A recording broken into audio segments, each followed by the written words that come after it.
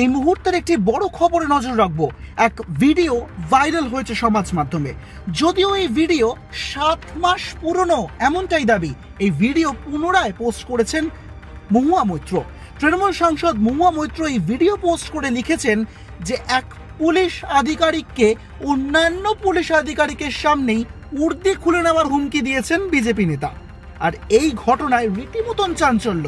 তারপরেই ভিডিও দেখা যাচ্ছে যে সেই পুলিশ কর্মী নিজের উর্দি ছিঁড়ে ফেলছেন। মজুদ রয়েছেন সেখানে অন্যান্য আধিকারিকেরা। বিজেপি নেতার সামনেই এমন কর্মকাণ্ড ঘটিয়েছেন পুলিশ কর্মী। ঠিক কি ঘটেছে?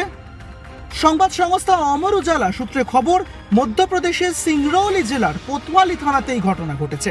আর যেখানে দেখা যাচ্ছে অ্যাসিস্ট্যান্ট সাব ইন্সপেক্টর, তার নাম বিনোদ মিশ্রা, তাকে হুমকি দিয়েছেন অর্জুন গুপ্তা।